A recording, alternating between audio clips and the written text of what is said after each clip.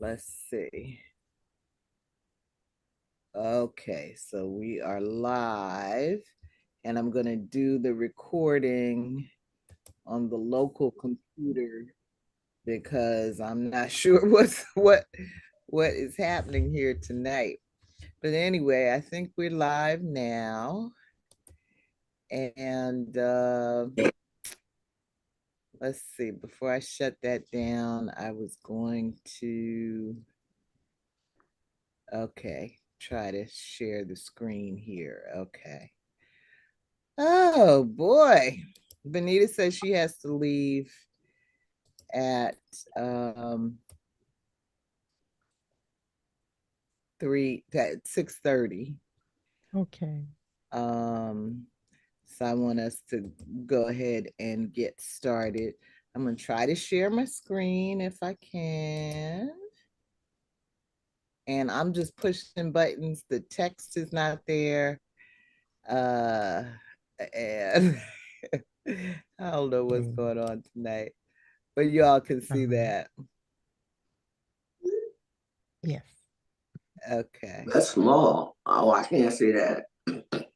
I can barely see it, but I'll go ahead and read it because it's bad.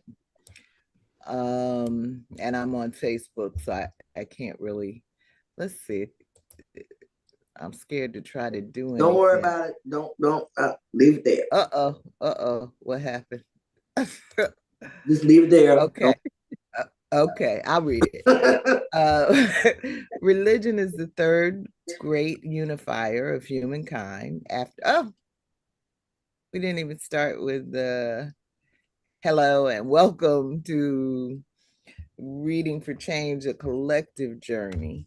But anyway, we're a little stressed out tonight. You can learn more about us on Facebook, YouTube, and if I ever get it updated, our webpage at readingchangeslives.wordpress.com.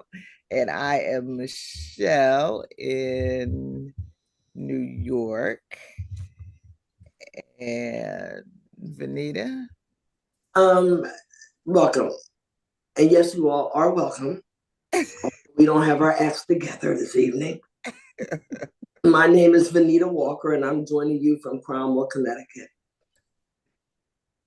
All right. And I'm Georgette Moses, and I'm joining you from Columbia, South Carolina. All right.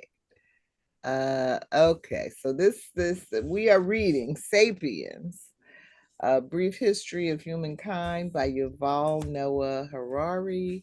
And tonight we are on chapter 12, The Law of Religion. Religion is the third great unifier of humankind after money and empire, asserts Yuval Noah Harari in chapter 12, The Law of Religion. Though today we see the power of religion to divide by providing superhuman legitimacy to fragile, imagined realities, its function has been to bring humans together. Animism was the dominant belief system among early humans and took into account the interest of other animals and plants. Tending to be local, animism led humans to a greater understanding of their habitat. This all changed with the agricultural revolution as humans began to see themselves as superior to plants and other animals. Animism gave way to polytheism and monotheism. However, the rift between the latter two worldviews, and especially within monotheism, has been deadly. Polytheists can accept an all powerful God, but monotheists cannot accept the idea of lesser gods. Among monotheists, among monotheists, like Catholics and Protestants, much blood has been shed. Protestants see the crucifixion as enough, as opposed to Catholics who believe we must do good works to enter heaven. Though monotheism harshly ushered believers of lesser gods out the front door, It allowed these gods re-entry through the side door as saints. Poly- Polytheism gave birth to both monotheism and dualistic religions that espouse two opposing powers, good and evil. Beyond religions with beliefs in supernatural entities, Homo sapiens has also invented religions that promote natural laws over divine wills and whims. These include newcomers like Buddhism and Taoism. In more recent times, natural law religions, known more commonly as ideologies, have come to include communism, capitalism, nationalism, and Nazism. Okay, and that is it. Not the best summary I've ever written, but what do you want for this last minute train I'm stuck on? That was fine. You summed up the important parts. This was a Thank you. complicated chapter. It was Venita is absolutely right last week when she warned us. It is a complex little chapter. Oh boy, we are some funny little creatures. That's I one just way to say always it. wonder what the other creatures of the world must think of us. Not much. Not much. Not much. But during COVID, I told you during COVID, all the humans in the house, and I had, red foxes, bears across the street waving at people, deer on the pond. They all looking at me like, "Wow, you so pitiful." And I couldn't say anything, and they was happy. They all had smiles on their face. I think that I actually saw that fox go like this. Meanwhile, we all shut in the house, worrying about COVID. And they just looked at me like, you all so pitiful. Yes. And they think. I think if they could talk, thank goodness they can't talk. Right. So yeah. All right. So where do we begin? How do we get into this? Oh, I don't know. This whole religion thing is too much. It really is too much, It is. I tried to jot down a couple of questions as I was reading, but mostly I was just shaking my head like yes. Yes. Here we go again. We should feel really I'm trying to find a word for it. Hornswoggled, bamboozled. Yeah. But that's what I told you I've always felt when I was a little girl. I've been expecting when I was in church, and that's why I left as soon as possible. It was not, I didn't feel that love and all that spiritual stuff that people were feeling as I grew up. It just felt like I was watching a stage play or a movie, because what I saw in church is not what I saw on the outside when they weren't in church. And it just, everything was so theatrical. It just, I don't know, I can't explain it. But I was right, going by Harari. Yeah. I think he would agree with you. It's crazy. That's some questions though. But I don't know. I guess one thing that I got out of the chapter is, it doesn't really matter what we choose to believe, whether it's monotheistic or polytheistic or dualistic or superhuman or nature bound, scientific bound. We're just struggling to figure out this confusing world that we're all born into. And it's just interesting to me when people get so fixated on one idea, like somehow they have the answer. And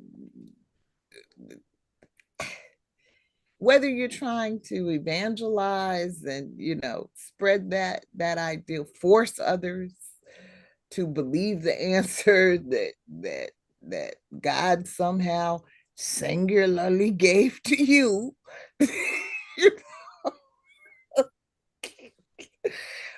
or you take a more worldly scientific approach, we're still just trying to understand what's going on here in a universe that really surpasses our capacity to understand. I mean, maybe we should try to accept that it's not for us to understand. We didn't create it. We may be able to destroy it, but even that, we can't destroy the universe. We could destroy Earth. Yeah. But there's so much bigger stuff out there, bigger than Earth. That's true. That will continue on regardless of what we do to ourselves on this pitiful little planet. So I don't know. I had to laugh. When I was over on one of these pages, I wrote a note that quote that always comment that always gets me is, "I'm blessed," or "I'm too blessed to be stressed."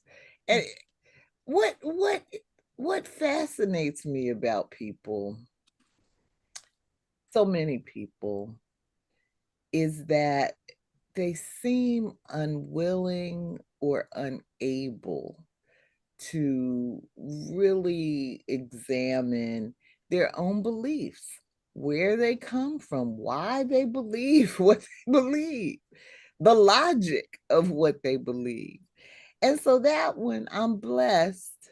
So the creator, the big guy in the sky, or the big group of guys in the sky, or whatever, they are so fascinated with your little life that they want to make sure that you get some extra blessings.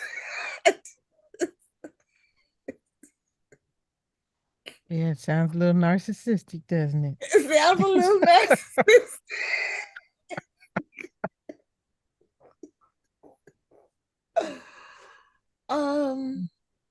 But these things just come out of our mouths.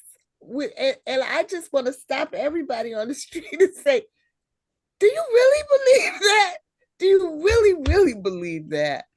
Or are you just saying what you think you need to say to be a part of the crowd? And that was my feeling coming out of the church experience growing up. I saw the hypocrisy that Venita is talking about. And for me, it just made me wonder, does anybody believe the stuff coming out of their mouth? Because if you really believed, there wouldn't be this great contradiction in how you behave on Sunday and how you behave on Monday. So I think the majority of churchgoers or religious folk don't really believe in what they say they believe in. I think a lot do. That goes back to tradition, which is why I have a problem with tradition. They've been brainwashed by their cult-like families. Every family's a cult. Some are good and some are pretty messed up. So I think they really believe in their mind. If you keep telling a person something over and over and over again, they're going to believe it. So I do think a lot of times they genuinely believe it.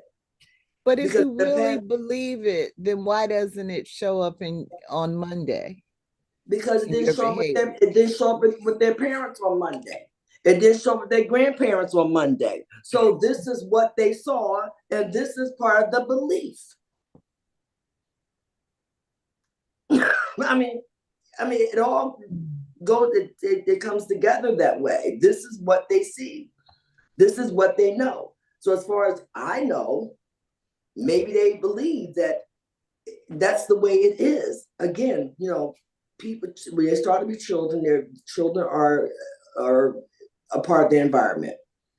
And if that's all you see, then you think it's natural for people to go to church on Sunday and take to the poll on Monday, or kill a few people on Monday, or do whatever you want to do on Monday and go back again on Sunday. Oh, don't skip Friday. But for the revival meeting day. But it's normal for them. It's their norm. So I think a lot of times they do believe families are, they're cults. Every family is like a little cult to me, just a little cult. And it's hard to break that. And that's all you see as a child. I know when I looked at it, I thought it was crazy as hell. But I've probably been here before. My grandmother always told me that, you're special, Venita. You've been here before. You see a lot of things that people don't see. And I'm like, and everything that happens now was happening then. That's why I don't understand why everybody's acting like they're so shocked at the behaviors, because I saw everything that happens now, this happening now, was happening when I was a child. It just has not changed. I like the way Harari pulls it all together when he says really monotheism is like a kaleidoscope. It's got some, it believes in only one God, but you got the lesser gods in the saints. It's got the concept of good and evil going on, but but you got an all-powerful God.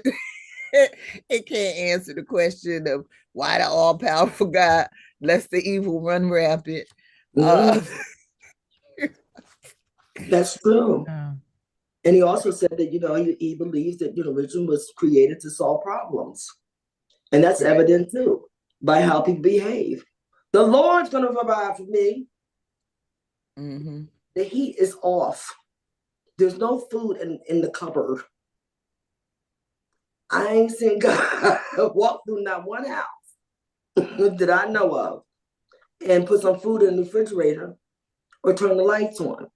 So it makes so much sense to me. And that's where I still see it. It's, God many times for people doesn't have to always be belief, but it's a convenience. Mm-hmm. It's a tool to soothe you, to solve a problem, to commit crazy, to whatever you do, you can use God for it if you want to. There's no end to it. Gio? Well, what's going on?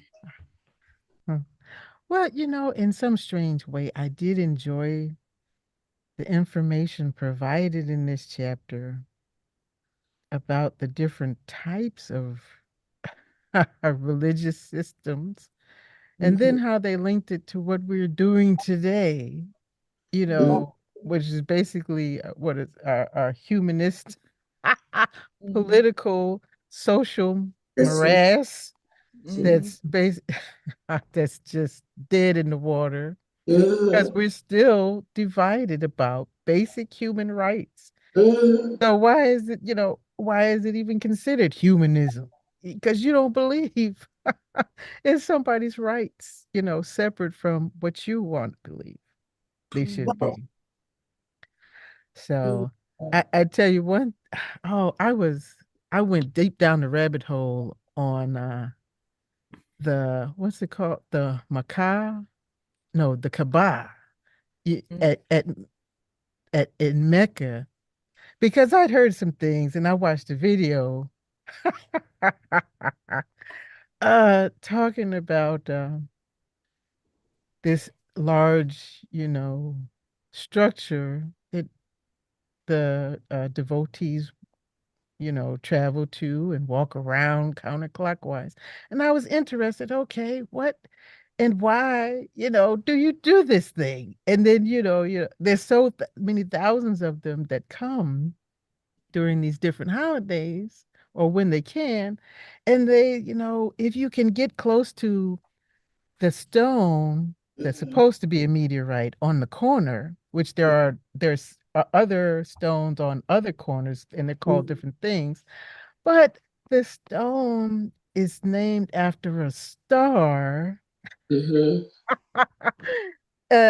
That's, I think it's the prow of the boat, and it goes back to um seafaring. Ancient seafarers, they use the stars to travel with.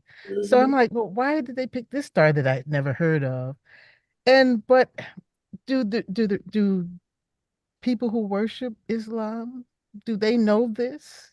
While they're talking about Allah and Muhammad, do they Mm-hmm. know? this? It's still there's still the undercurrent of all of these ancient belief systems, Right. right? Some of them, based on just practical reasons, right? We need this star. This star is important. When this star comes up, we know we can plant, and our crops will, be well. Right. If it doesn't come up, oh, we're out of luck. You better get that fatted calf, So, and salt it because we're gonna have a hard winter. Just practical things. But we have some way turned these belief systems, into just massive money grabbing, mind altering mm-hmm. circuses that Mm-hmm. I guess the people who probably started each of them probably wouldn't even recognize today because of what they're used for, what they're used to do, how they're used to control the people, and what good, if you were to balance the good that might result out of actually being a faithful believer in any one of these systems to the detrimental effects they have on women and children, people who don't believe, if you've insulted my God, I'm taking out your city kind of stuff, Yeah. Yeah. Human beings just seem really, disturbed, mentally disturbed. Why do you still need to Yeah. believe in something that's greater than yourself? Don't ask me. Perhaps you're just making it all up so you can, like, you guys have said, blame somebody Right. or thank somebody, right? Because you can't accept the fact that perhaps it's all random, right? Right. Maybe Right. it's random, but Lord, I don't know. If if I wasn't anti-religious before, you will be after reading this chapter like, man, what? They thought what? I mean, because really, if you look at current society, money is God. Always has That's been. the bottom line. Right, right. And we call it different names. We call it different names. But, let's see you get along without being able to pay your bills in this That's what world. I'm saying. Okay, you can't do it. You you can't scrape up some dust and eat it. Okay. That's what I'm saying. I don't It's know. not a problem until other people want to impose um, their will on you. Now, one day I was talking to an associate of mine, and I said, "Oh my Lord." For me, that's just one of those shock statements. Not the religious. It just came out, "Oh my Lord." Mhm. And that person threw all kind of daggers. If they were really knives, I'd have been cut 100 times. Wow. They came out with this machete voice, like, "Don't say the Lord's name in vain." Oh, but is that his name? That's a title. Well, not so much as that. It's just like, you are scaring me. Just because you believe that's, but by saying Lord, you're calling the Lord, your Lord's name in vain. That doesn't mean that I necessarily believe what you believe. And I looked, I said, you need to calm down because you're getting on my nerves. I mean, but they were very Yes. serious. They were so Mhm. serious. I mean, you'd have thought I took their money. I mean, there was no Yes. profanity behind it. If you put profanity behind anything, it diminishes it. No, it was just, "Oh my Lord." And she just threw those daggers, and I'm like, "Girl, you're getting on my nerves. You better calm on down." Well, she'd have had a heart attack if she hears what I might say around here. Oh, Jesus on a stick. Don't oh, stone me. no. See, no. So I think something happened here for real. If I'd have said Lord and she went crazy, oh my Oh my Lord, God. She'd have stoned me. Oh, you blasphemer. yes, and you're What? going directly to hell nonstop. Like, Oh I my don't believe in goodness. hell, but they believe in hell. A lot of them. You're going to hell. Well, we're in Yeah. hell. It can't get no worse than this. Come November, you're going to That's see what so hell true. is. That's so Okay. true. So, Or Really? the idea that humans my God. have to help God Oh, achieve God's ends. oh, Back to the narcissism. Right? Yes. Yes.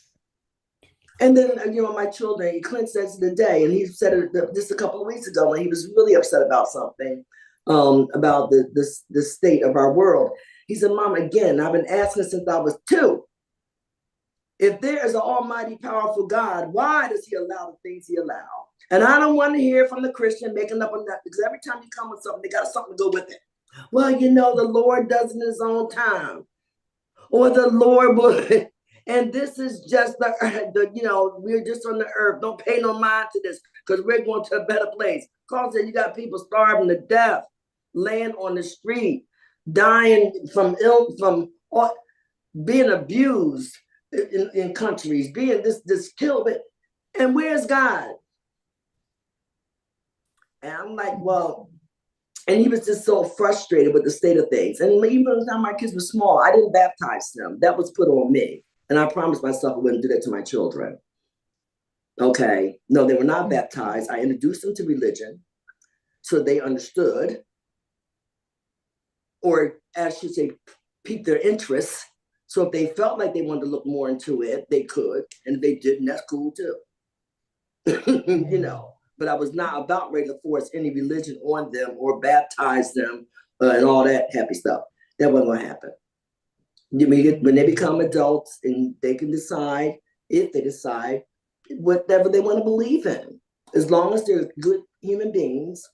My definition, because I'm raising what good human beings should be, Mm-hmm. then that's good enough. You can take it from there. That's so right. That I agree with that. I mean, I of course, my mom was religious, and so we had to be baptized. Southern Baptist, it's in the name. Yeah. But my first son, we let him be baptized because we were in a period where we went to the church because we were young, and that's what we felt like we should do as married couple. And then my second son, we didn't baptize him because we were past all that.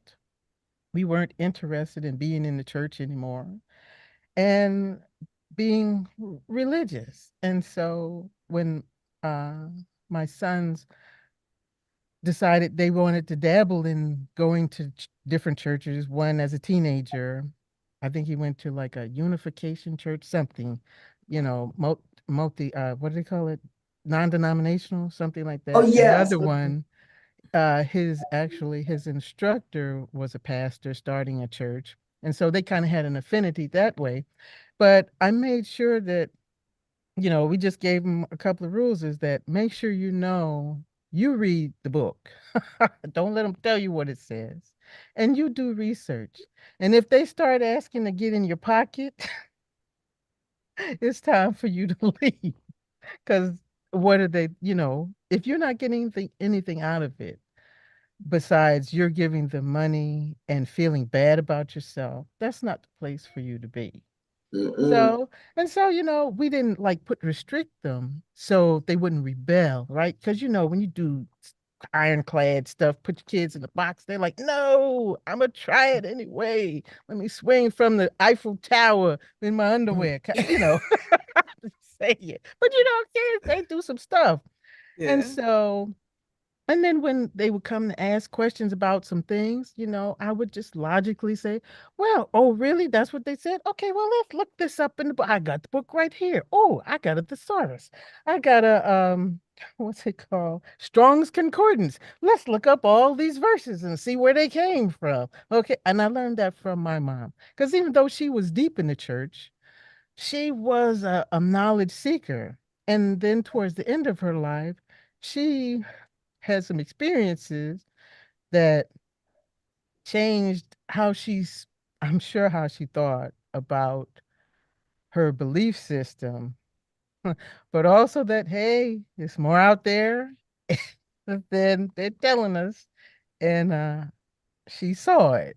And so, I didn't have that conversation with her. My nephew did, but um, hmm, it was good to know that she was no longer trapped in a restrictive religion because she always bucked against it, right? Because, Southern Baptists like women can't be preachers, and that's what she wanted to be. She was a very eloquent speaker and charismatic, but she wasn't consistent. She would cut you if you made her mad. But Well, you got some preachers do that. okay, right. And then say, Jesus told me to do it. My mom said, I'm putting Jesus on the shelf and we getting down. Well, Venita sent me a story this week. I don't know if you heard about it, Jill. The pastor out in Colorado, God. Uh-oh.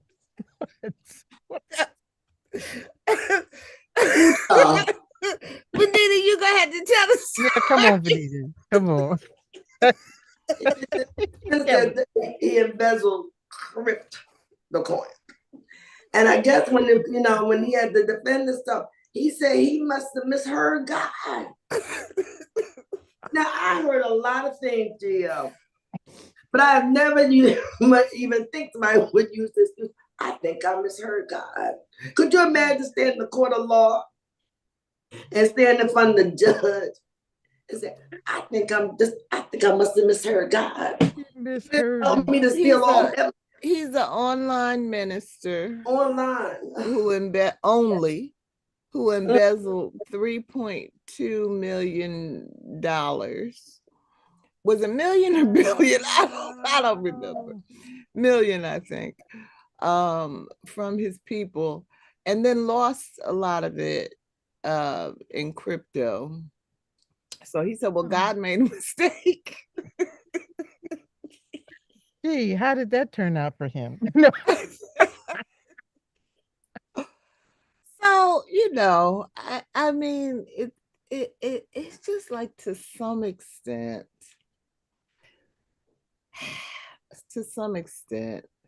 we have to learn to take responsibility for our own experience. But you have to think for yourself, and we're not all, as Venita said earlier, families are little cults. And it seems that a lot of families are not trying to teach their children to be independent thinkers, but instead are teaching them to follow the rules, whatever the rules may be, the household rules, daddy's rules, mommy's rules, God's rules. And I think that if that's your message to your children, then to a large extent you're hobbling them, you're crippling them, you're sending them as young adults out into the world, where they can easily be taken advantage of by a lot of unscrupulous people out here. And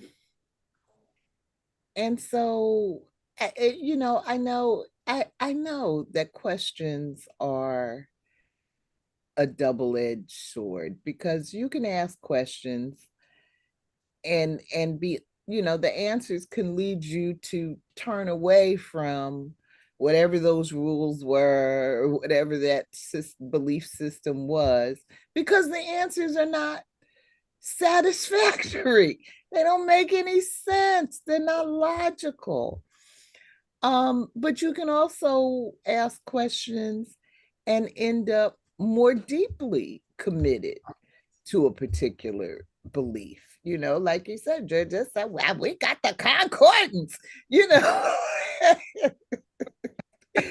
and how your mom was a knowledge seeker, even though, I mean, many highly, highly, highly intelligent people are very religious, and so they ask questions.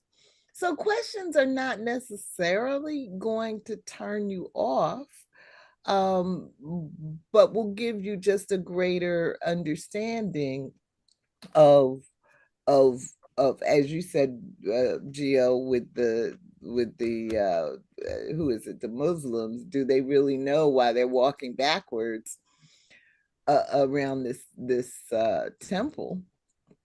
Probably a lot don't, but those who are truly knowledge seekers will know, because that's where seeking knowledge leads you.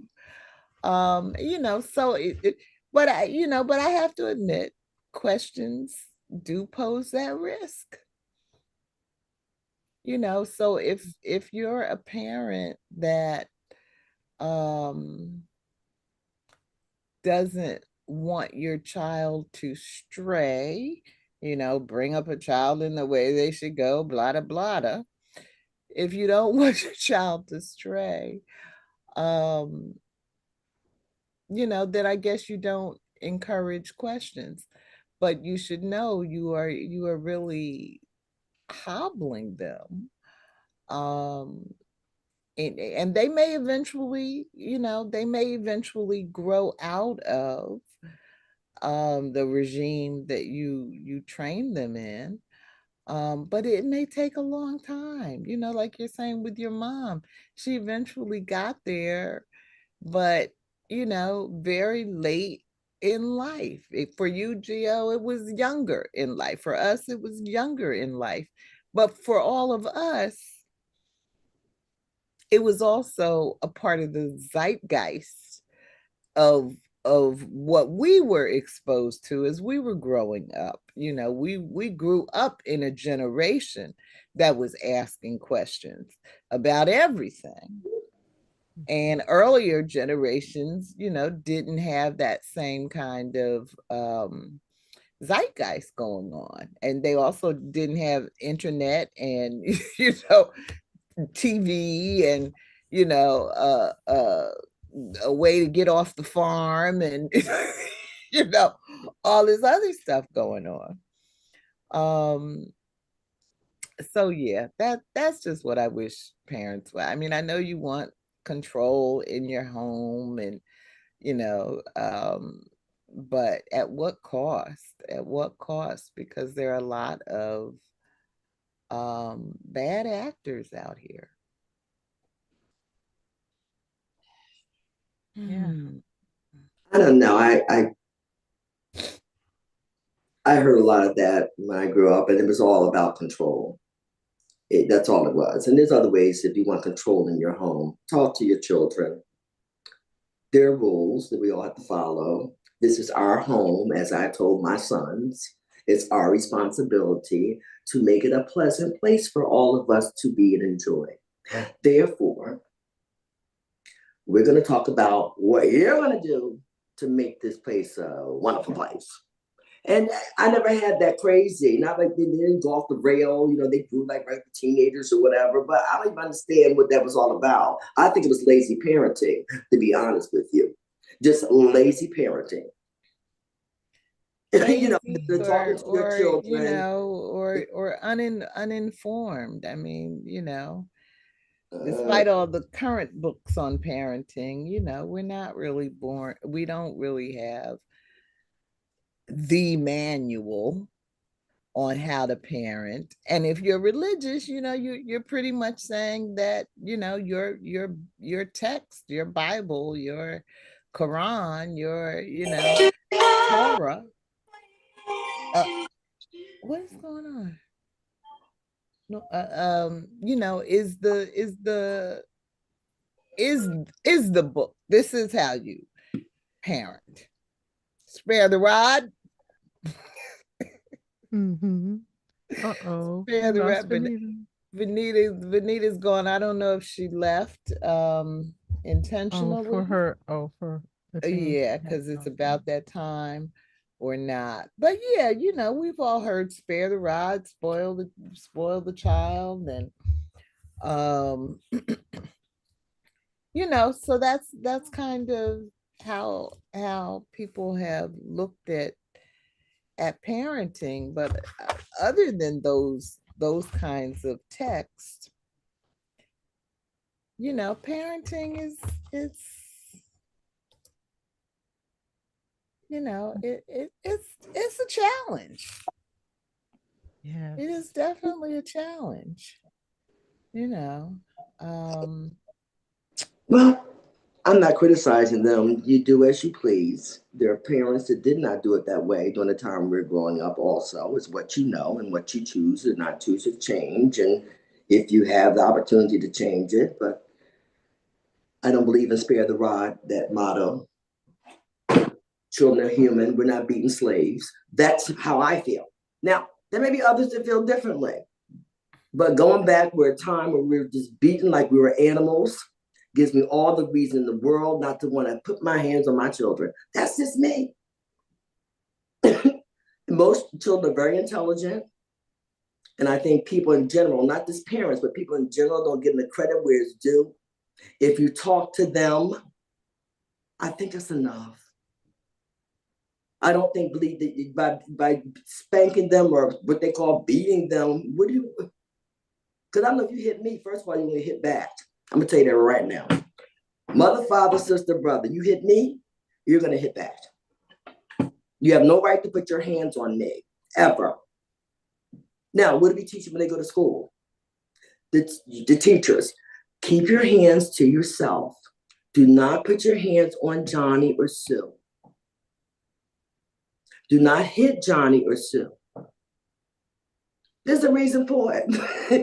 Because you don't do that.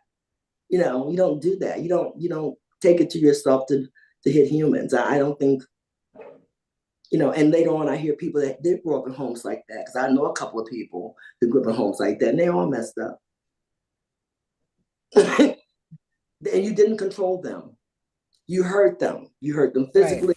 You hurt them mentally. You did not control a doggone thing. So I can't really make so many excuses about what you don't know. You know that if you hit a person, it hurts. And it's not going to necessarily make them do at all what you want them to do. Because you hit me, you can forget it. Whatever you're talking about, I don't remember. And I'm going to hit you back. So we ain't doing that. But that's just me. I mean, maybe it did work for some people. I can't see how. Didn't work for the slaves. It worked for some, but many it didn't work for. You don't come out how much you beat them. They were going to try to run away again and again and again.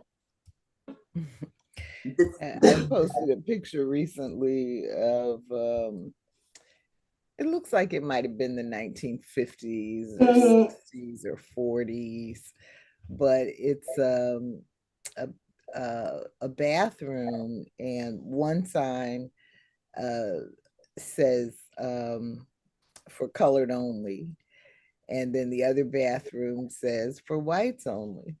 And then you look at the picture, and there's a Black man coming out of the bathroom that was marked for whites only. Okay. And it's really a striking picture, because this is the era when you subject to get hung from a tree for such a transgression. Mm-hmm. But even under those conditions, as Venita says, is very difficult to control the behavior of adults, no matter how they've been raised. Imagine being a child and you at the mercy of this adult to give you everything you need to survive. Your very existence depends on them, and they're beating you. You have no defense. You can't defend yourself. That is ugly. That is mean. That is cruel. That is bullying. Could imagine. And that's why I think people should put themselves in a child's place. Mm-hmm. You can't even leave. I can leave. Even if you do hit me and I do accept that blow, I can leave. A child has no choice. Mm-hmm. Kids have no choice. So that's where the sickness comes into me, for me. And that's where I don't want to hear about, that's all I know. When you hit somebody, you hurt them. Do you know that? Yeah. And so, just to tie it to our chapter on religion. Harari starts out describing religion. He gives us a definition for religion, which I think I want to read that. Let's see. I don't know. Religion, I'm on page 210. Religion can thus be defined as a system of human norms and values that is founded on a belief in a superhuman order. It involves two distinct criteria, that there is a superhuman order, blah, blah, blah. And the norms and values are considered binding. And he's talking about how, how he's basically, everything he's talking about in this book is the social constructs that we create in our head, which to a large degree are control systems, but they're fragile. They're fragile because they're imaginary, right? And so you need a superhuman,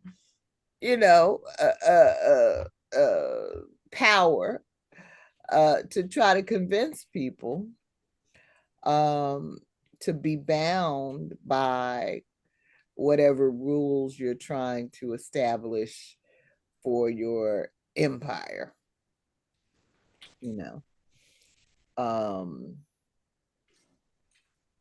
So parenting, from a hierarchical or from a hierarchical perspective is God, from a monotheistic perspective, God at the top, then you're I don't know, your saints, and then your pastors, your priests, and then the families. And so everybody down the line is supposed to march to this drum. But it's too much for people, but obviously because they're not doing it. They're not doing it. As much effort has gone into controlling adults. I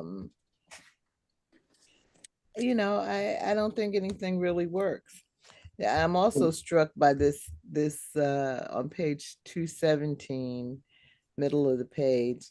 Judaism, for example, argued that the supreme power of the universe has interests and biases, yet his chief interest is in the tiny Jewish nation and in the obscure land of Israel. Judaism had little to offer other nations, and throughout most of its existence, it has not been a missionary religion. This stage can be called the stage of local monotheism. So that just had me, my little comment here is, so how is this belief in Judaism impacting us today? You know, of course, thinking about what's going on with the Palestinians.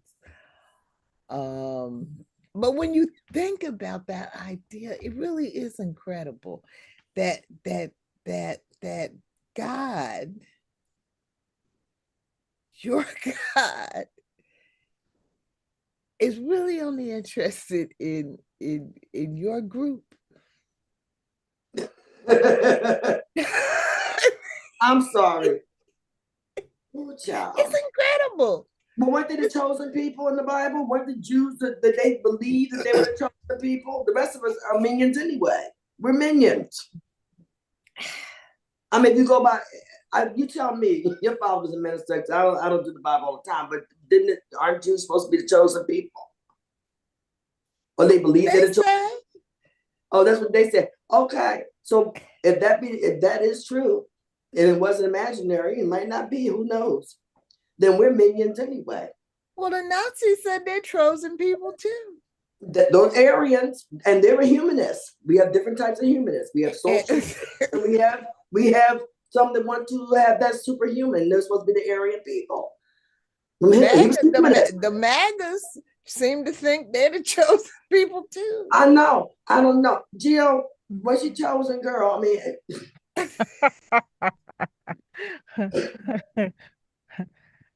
I mean, what could be going on in your brain? I was chosen. I was chosen to go against all this crazy. So that's how I think I was chosen. I was chosen to rebuke all this madness, Michelle. Okay. You got to balance the good and the evil. So yeah, balance the sanity and insanity. That's right. Scales from tipping in the universe. Right. Okay.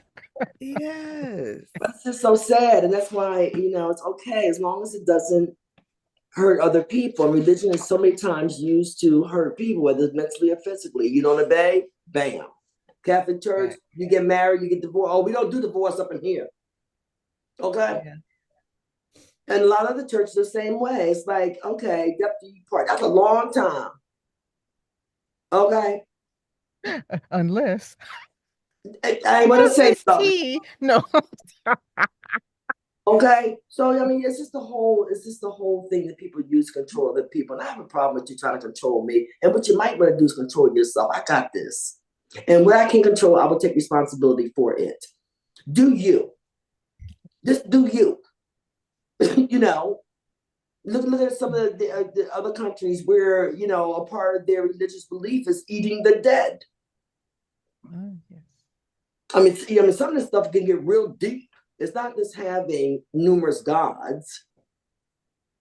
Okay? Some of the religious beliefs are really, and they're not cultural, they are actually religious. That you become a part of that dead person. That's a part of, like, people go to those, what do you call those things? Awake, sitting ups. Awake. Yeah, awake. Yeah. Uh-huh. It's the same thing with them as a part of the religion. To eat the brain, sit down and have a feast of the brain of the dead person, because you will feel closer to them and be a part of them when they go off to see some kind of wizard up in some kind of place that they think they're going. Off to see the wizard. Yes. It's okay. So religion can get pretty heavy. It can get very heavy, and it's very scary to me. It's scary. Not even that extreme. Just religion in general. It really scares me a lot of times. What's that church? Yeah, if everybody had that do you attitude that you have, Venita, that would be one thing. But it's when doing you means it's my job to force others to believe what I believe. That's what I'm saying. If that's what doing you is, then do something else. Well, no, that's what I meant to say. And let me make it very clear. Is that you take care of you. Whatever you believe in is your business. No one ever cares about what anyone does unless it infringes on their rights to pursuit of contentment and well-being. Nobody cares what you do. Right. Okay, that is the problem. That's the whole problem. When you want to force your beliefs on others, and many times it hurts others. And not just that, it's not your business. Do you? The Jews and the Palestinians. I mean, really, I got bigger fish to fry. Yes, I have empathy because I hate to see innocent people, just regular human beings walking around that have no control over any that's dying. However, I got other stuff going on. You know, it's just so sad. It's so sad. I'm just tired of people forcing their beliefs and their thoughts on other people. Don't nobody care about what you think. You know. Before you leave, Venita, did you see Origin? No, that did not happen this week. Did you see it? No, but I did find. Oh, it's playing on screens here in Colombia, so I have to do some. Oh, it is strategic planning. Okay, so on page 232 is where Harari talks a bit about Nazism. Oh yeah. And so I thought that might be a good place to talk about Origin a little bit. I mean, you know, of course, you know, it's excellent. I mean, between Isabel Wilkerson and Ava DuVernay, you know, you can't go wrong.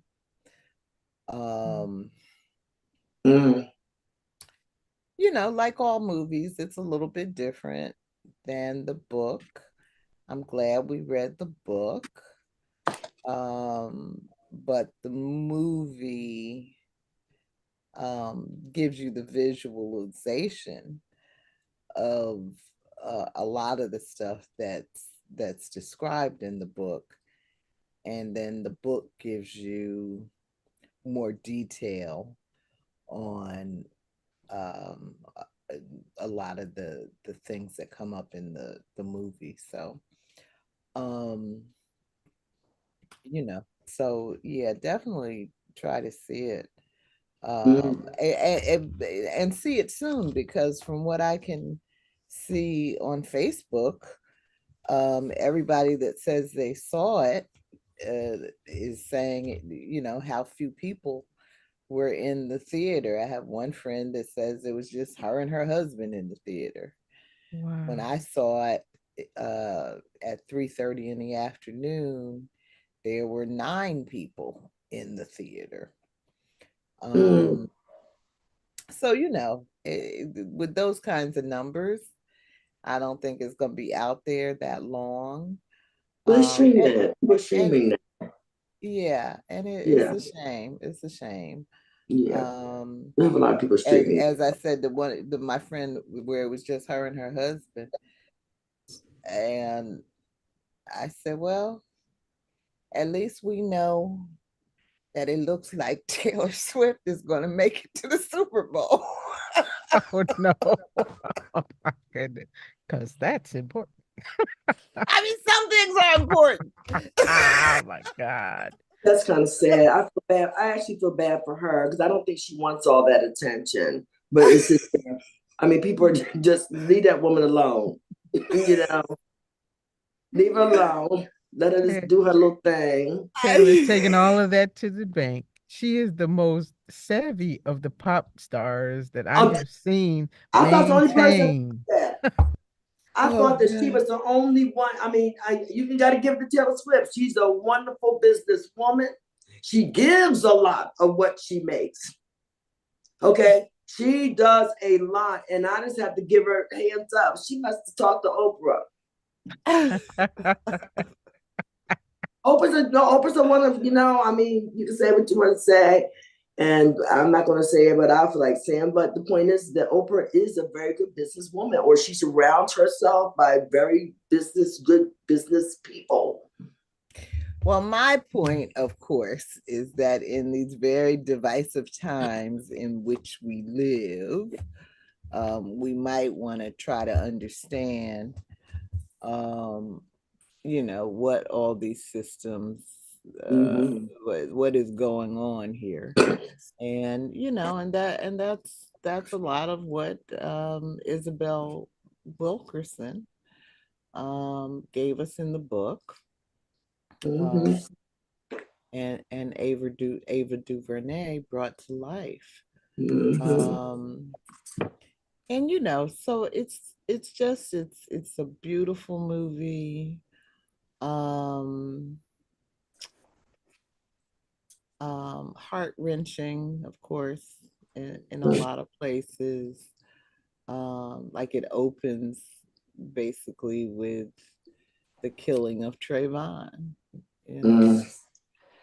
Um,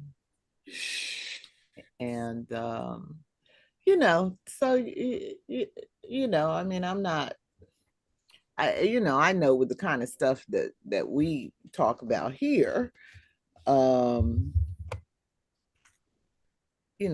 we can handle it. But I guess for those people that avoid um, difficult and painful subjects, um, the movie is not popular.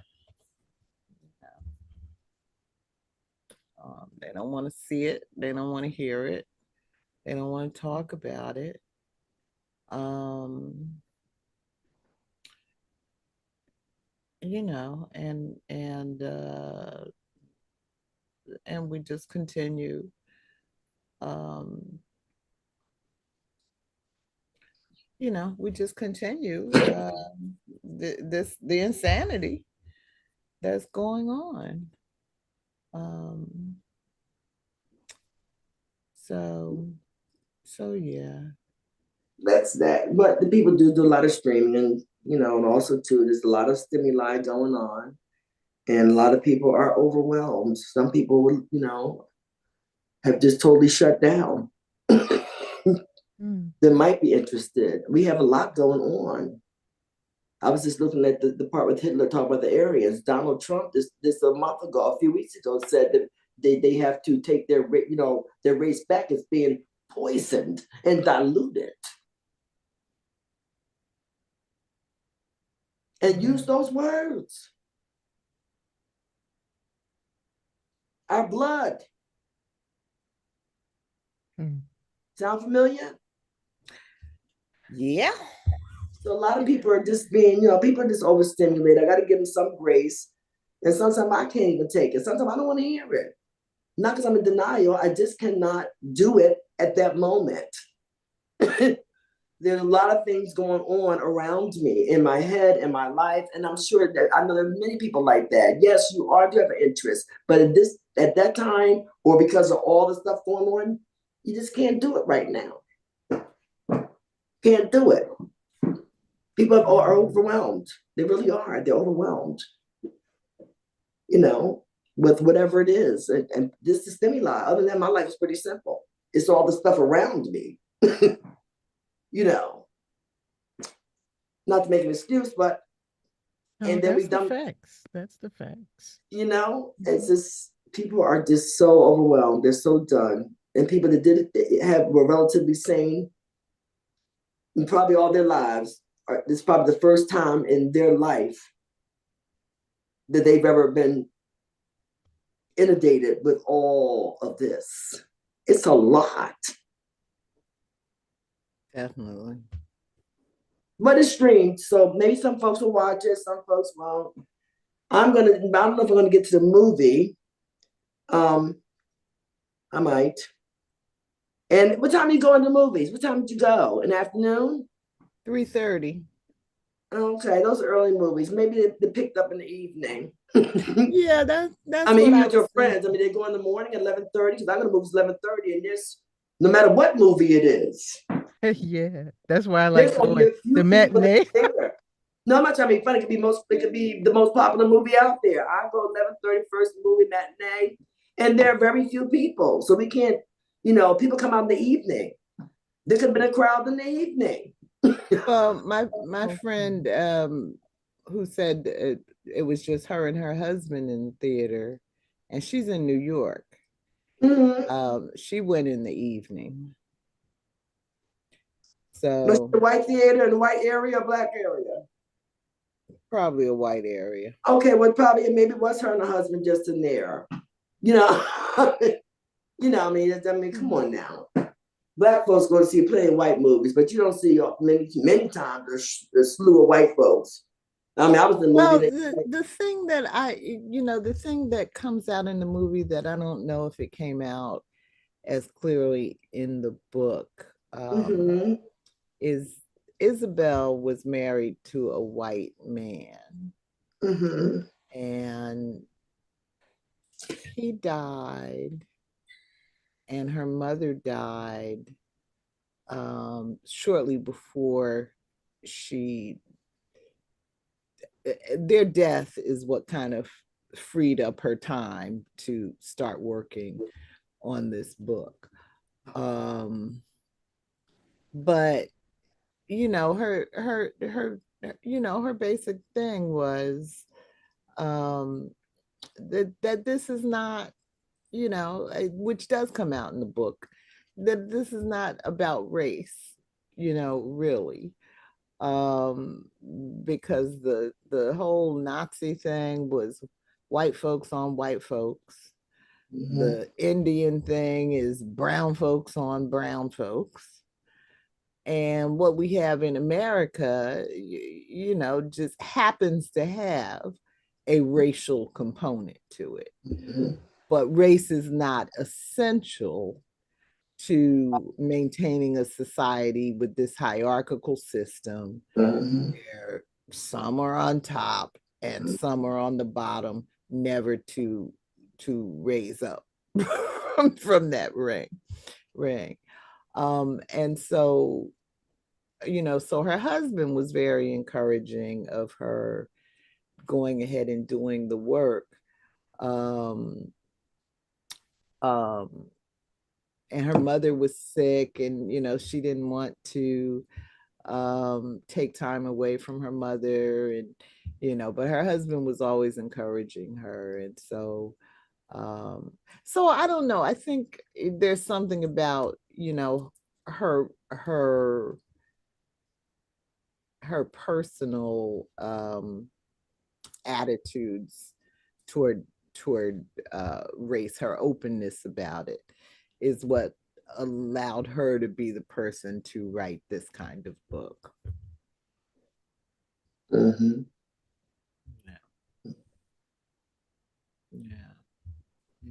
Yeah. So I know you wanted to leave early, Venita, and I just think, Gio, unless you have some final comments, maybe we should just go ahead and shut it down, because I mean, it's just a mess. I don't even know what to do. You're right, Venita. I don't even know what to do with this chapter. It's just a mess. I mean, it's just so much, and that's why I'm trying to warn you. And I really got into it because, I'm always curious, about religion. I'm not trying to do anything different. I just, what people are thinking. What the hell? And people are thinking a whole lot of stuff. You can't fight any of these powers. They're too powerful. That's why I said, you do you, I'll do me, because I don't want to get cut for saying, oh, my Lord. Well, I'm always happy to know there are people like Harari out there. He's atheist, right? Who see through the mess, and make some sense out of it, and just shine a mirror up to our faces to maybe get some people to question why they do the things they do. Yeah. I mean, again, but it's really interesting. I mean, I find it interesting. What people believe in. It's amazing. Yeah, it really is very interesting. But I don't know if you can get through this life without some kind of belief. And that's why, I thought it was interesting the way he brought in communism and nationalism and all humanism and all of that. Because even when you think you're pulling away from religion, if you end up, doggedly clinging to another set of beliefs, how far away from religion are you really? Mm-hmm. Yeah, that was an excellent Yeah. comparison you made about those things. And it explains some things too about our current behavior, Mm-hmm. right? Politically and socially. Mm-hmm. We can't release the tight grip we have on these belief systems to Mm-hmm. treat each other just decently. That's all. It's so easy. I don't even understand what the big deal is. And even when it comes to the war that's going on between the Palestinians and the Jews, and of course, the people think that it's genocide, when it comes to Palestine, I don't even know enough about it to talk intelligently about it. You know what I'm saying? It's so much going on, and I don't jump on bandwagons. I need to know, and I really don't know enough to talk intelligent about it. I don't know, who's the aggressor, who's not the aggressor, who's the this, who's the that. But so it's a lot. That's what I mean by people that start shut down. They don't give a damn. Too much. Well, they're told by, how do you get past, unless you had spent some time over in that part of the world or any part Mm-hmm. where there's Right. some kind of conflict going on. You don't Right. understand who the people are, who they No. are historically, Yeah. and what do they believe? What are their feelings about what's going on? I mean, Yeah. all we can do is believe the talking heads, right? Right. The geopolitical opinions, and oh, Mm-hmm. what's our president going to do? Or if you have somebody in the military, are they going to send my son, daughter, nephew, Yeah. uncle, niece over Yeah. there to fight this? Yeah.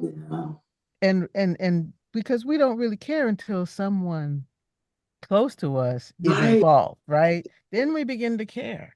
Yes, sir. Or is this going to affect the price, me filling up my car and getting to work? There you go. Okay, right? And that's what it is.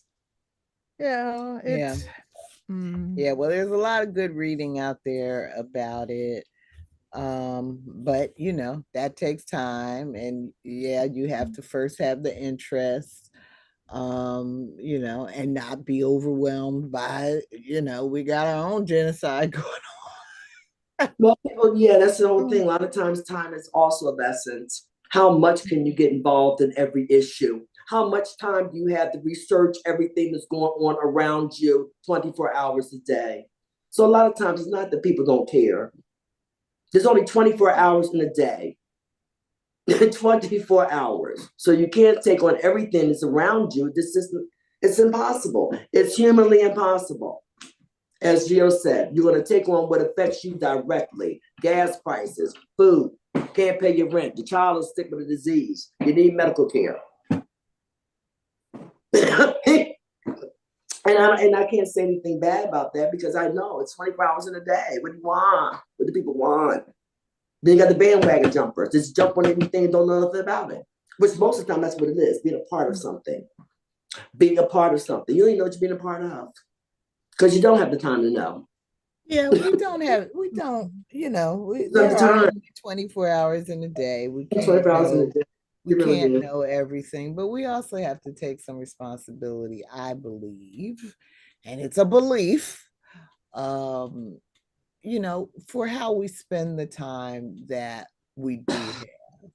If we have time to know about what the Kardashian child had for dinner, uh, you know, uh, then you know what I mean. You know what I'm saying. There's a lot of of ways that our time and energy get sucked up, that takes us away from focusing on the real world, and things that ultimately affect us.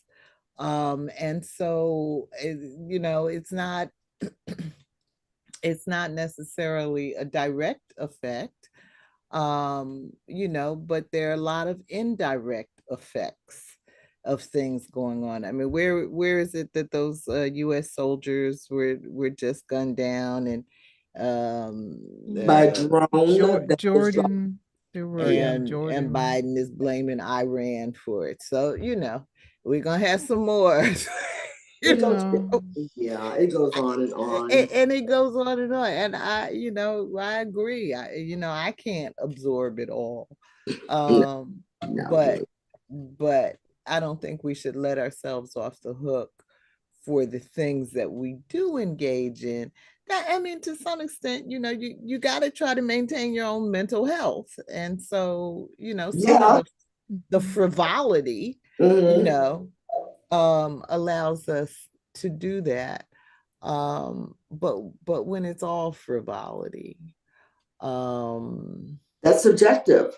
That's all subjective. That could be their religion. You remember Beyonce? They had a whole church worshiping her. So it all goes by your belief. That is what's important to them. It doesn't make it wrong. They just don't believe in what you believe in. Your priority is not theirs. Right. And that's what I tell myself so I can stay sane. Because I keep asking myself why. And I come to the conclusion, that's their beliefs.